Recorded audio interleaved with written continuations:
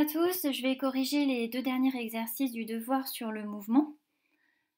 Alors l'exercice 2, c'est une première question qui me semble fondamentale. Il faut savoir répondre à cette question, il faut savoir ce que ça veut dire quand on dit qu'une voiture roule à une vitesse de 130 km par heure. La réponse, elle est dans la question. C'est finalement du français. Qu'est-ce que ça veut dire quand on dit 130 km par heure? Eh bien, ça signifie qu'en une heure, la voiture, elle aura fait 130 km. Cela veut dire que la voiture parcourt 130 km en une heure. Ça, c'est vraiment quelque chose qu'il faut au mieux comprendre, sinon apprendre et admettre. On va dire la compréhension viendra après.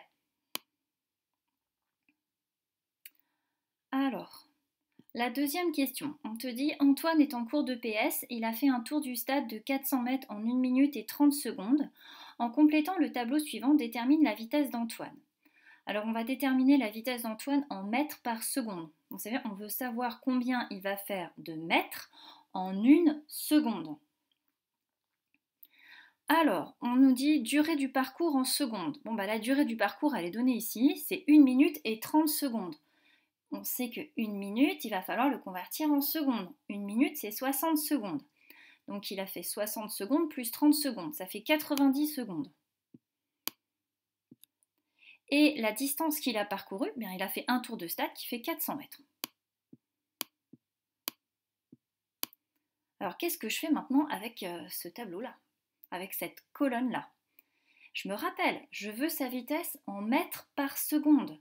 Donc je veux savoir combien il va faire de mètres, pas en 90 secondes, mais en 1 seconde.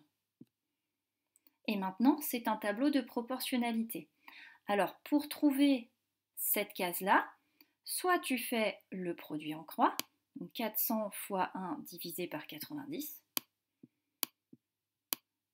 C'est pas facile.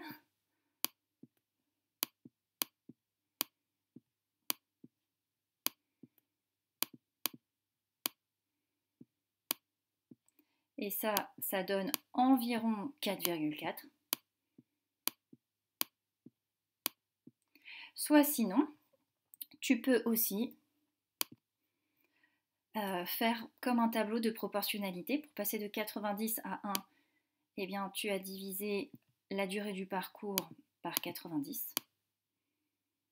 Et comme c'est un tableau de proportionnalité et que les deux grandeurs, durée du parcours et distance parcourue, augmentent dans les mêmes proportions, si je divise la durée du parcours par 90, dans ces cas-là, je dois diviser la distance parcourue par 90. Et on retrouve le même calcul.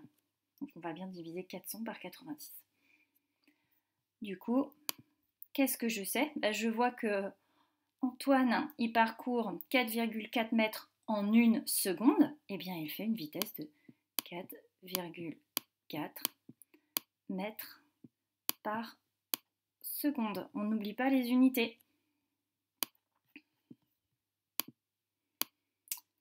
Alors, en appliquant la formule de la vitesse, détermine la vitesse d'un guépard qui peut parcourir 100 mètres en 6 secondes. Donc la formule de la vitesse, on l'a vue en cours. Donc si on te demande de l'appliquer, il faut la citer.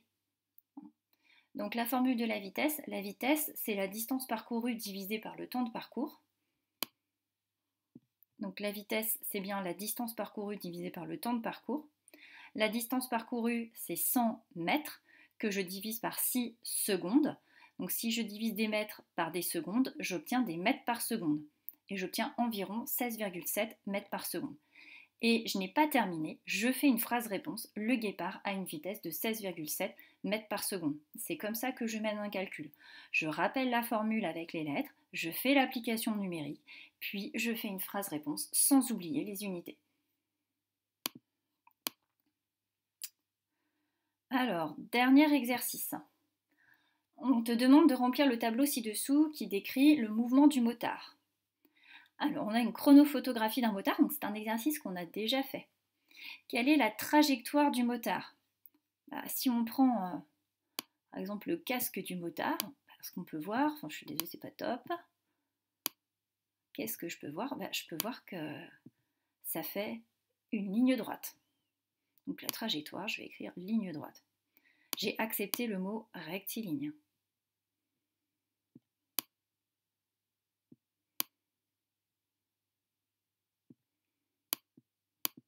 Si la trajectoire est une ligne droite, déjà je peux tout de suite dire que le mouvement est forcément rectiligne.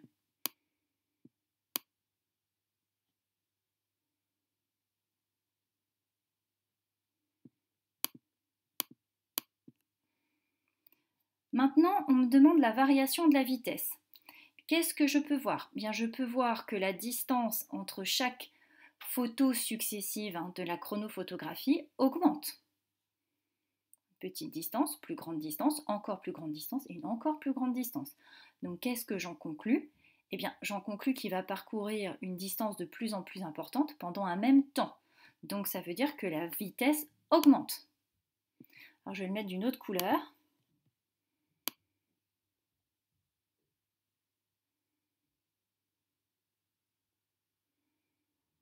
La vitesse du motard augmente au cours du temps.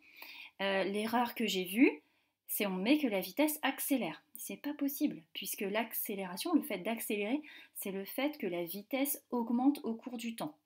Quand vous mettez deux grandeurs ensemble, et c'est pas possible. C'est le motard qui accélère, ce n'est pas la vitesse. Si la vitesse augmente au cours du temps, dans ces cas-là, le mouvement il sera accéléré.